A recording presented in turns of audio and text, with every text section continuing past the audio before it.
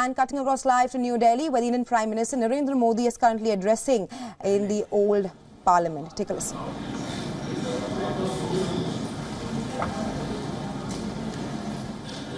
उन प्रेरक पलों को, इतिहास की महत्वपूर्ण घड़ी को स्मरण करते हुए आगे बढ़ने का ये अवसर है। हम सब इस ऐतिहासिक भवन से विदा ले रहे हैं। आजादी के पहले ये सदन इंपीरियल लेजिस्लेटिव काउंसिल का स्थान हुआ करता था। आजादी के बाद ये संसद भवन के रूप में उसको पहचान मिली। ये सही है, इस इमारत के निर्माण करने का निर्णय विदेशी शासकों का था, लेकिन ये बात हम न कभी भूल सकते हैं और हम गर्व से कह सकते हैं कि इस भवन के निर्माण में पसीना मेरे देशवासियों का लगा था, परिश्रम मेरे देशवासियों का लगा था और पैसे भी मेरे देश के लोगों के।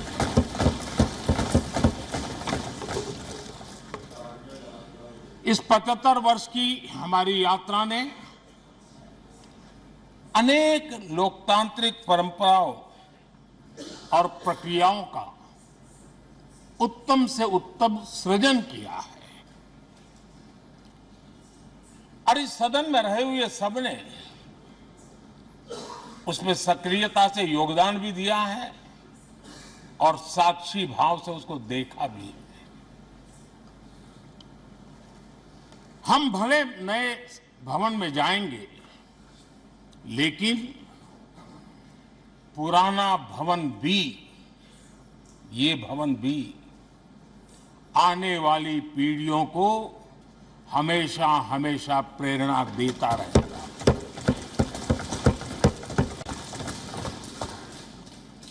ये भारत के लोकतंत्र की स्वर्णिम यात्रा का एक महत्वपूर्ण अध्याय, जो सारी दुनिया को भारत की रगों में लोकतंत्र का सामर्थ्य कैसे है, इसका परिचित कराने का काम इस इमारत से होता रहेगा। आदरणीय अध्यक्ष जी, अमृतकाल की प्रथम प्रभा का प्रकाश राष्ट्र में एक नया विश्वास, नया आत्मविश्वास, नया उमंग, नए सपने, नए संकल्प और राष्ट्र का नया सामर्थ्य उसे भर रहा है। चारों तरफ आज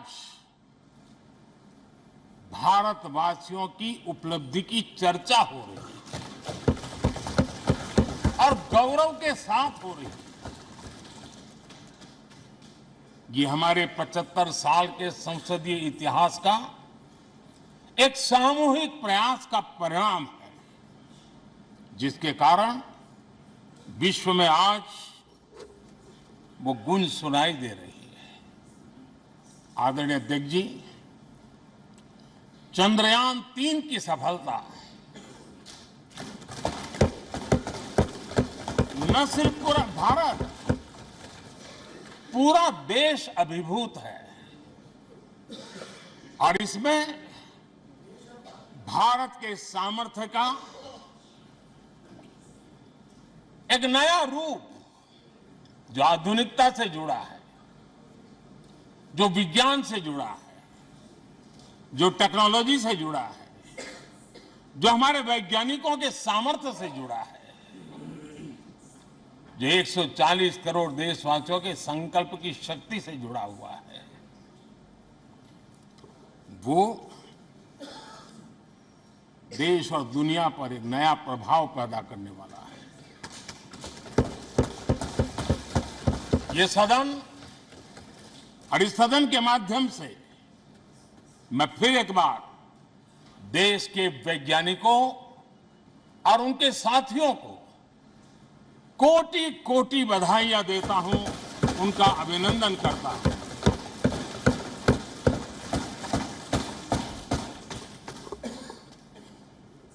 आदरणीय अध्यक्ष जी, ये सदन ने भूतकाल में जब नेम की समिट हुई थी, सर्वसम्मति से प्रस्ताव पारित करके देश के इस प्रयास को सराहा था। आज G20 की सफलता को भी आपने सर्वसम्मति से सराहा है। मैं मानता हूं देशवासियों का आपने गौरव बढ़ाया है, मैं आपका आभार व्यक्त करता हूं। G20 की सफलता 140 करोड़ देशवासियों की है। ये भारत की सफलता है, किसी व्यक्ति की सफलता नहीं है, किसी दल की सफलता नहीं है। भारत के फेडरल स्ट्रक्चर ने, भारत की विविधता ने 60 स्थानों पर 200 से अधिक समिट और उसकी मेजबानी हिंदुस्तान के अलग अलग रंग रूप में देश की अलग अलग सरकारों ने बड़े आन बान शान से की, और ये प्रभाव पूरे विश्व भर के मन पर पड़ा हुआ है। ये हम सबके सेलिब्रेट करने वाला विषय है, देश के गौरवगान को बढ़ाने वाला है। और जैसा आपने उल्लेख किया, भारत इस बात के लिए गर्व करेगा, जब भारत अध्यक्ष रहा उस समय अफ्रीकन यूनियन इसका सदस्य बना। मैं उस इमोशनल पल को भूल नहीं सकता जब अफ्रीकन यूनियन की घोषणा हुई और अफ्रीकन यूनियन के प्रेसिडेंट, उन्होंने एक इंटरव्यू में कहा कि मेरे जीवन में ऐसी पल थी, शायद मैं बोलते बोलते रो पड़ूंगा। आप कल्पना कर सकते हैं कि कितनी बड़ी अपेक्षा और आशाएं पूरी करने का काम भारत के भाग्य में आया।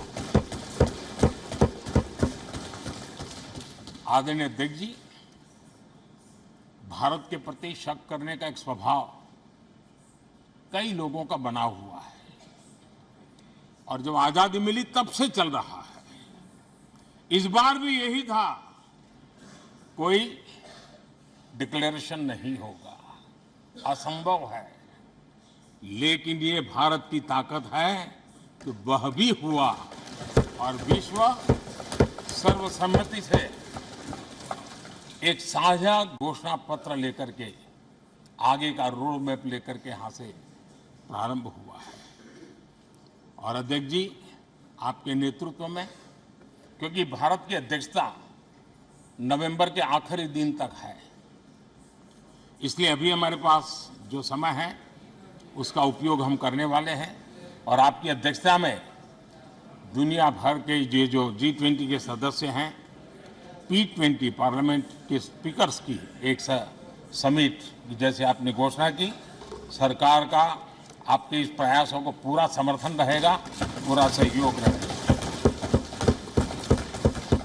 आदरणीय अध्यक्ष जी, हम सबके लिए गर्व की बात है कि आज भारत विश्व मित्र के रूप में अपनी जगह बना पाया है।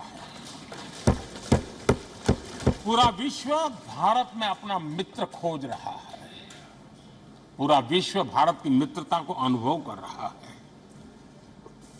और उसका मूल कारण है हमारे जो संस्कार है, वेद से विवेकानंद तक जो हमने पाया है। सबका साथ सबका विकास का मंत्र आज विश्व को हमें साथ लाने में जोड़ रहा है। आदरणीय अध्यक्ष जी, ये सदन से विदाई लेना एक बहुत ही भावुक पल है। परिवार भी अगर पुराना घर छोड़ करके नए घर जाता है तो बहुत सारी यादें कुछ पल के लिए उसको झकझोर देती है। और हम जब ये सदन को छोड़ के जा रहे हैं तो हमारा मन मस्तिष्क भी उन भावनाओं से भरा हुआ है, अनेक यादों से भरा हुआ है। खट्टे मीठे अनुभव भी रहे हैं, नोकझोंक भी रही है, कभी संघर्ष का माहौल भी रहा है और कभी इसी सदन में उत्सव और उमंग का माहौल भी रहा है। ये सारी स्मृतियां हमारे साथ हम सबकी साझी स्मृतियां हैं, ये हम सबकी साझी विरासत है और इसलिए इसका गौरव भी हम सबका साझा है।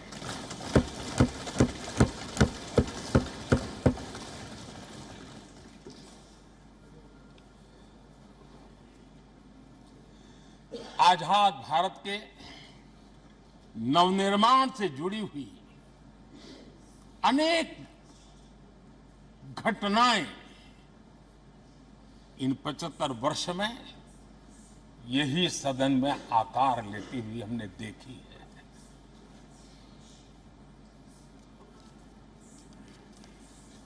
आज हम जब इस सदन को छोड़ करके नए सदन की ओर प्रस्थान करने वाले हैं तब भारत के सामान्य मानवीय की भावनाओं को जहां जो आदर मिला है, सम्मान मिला है, उसकी अभिव्यक्ति का भी यह अवसर है। और इसलिए आदरणीय अध्यक्ष जी, मैं पहली बार जब संसद का सदस्य बना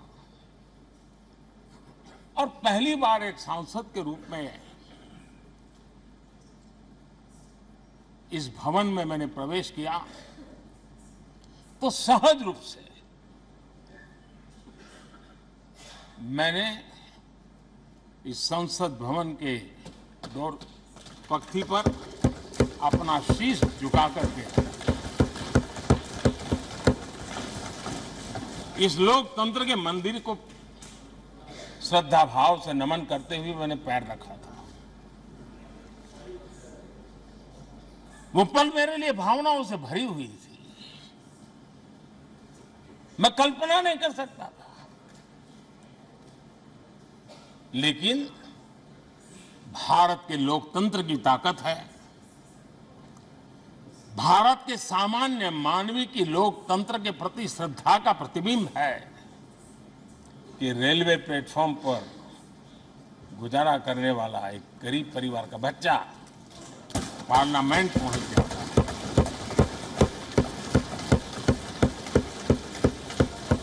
मैंने कभी कल्पना तक नहीं की थी कि देश मुझे इतना सम्मान देगा, इतना आशीर्वाद देगा, इतना प्यार देगा।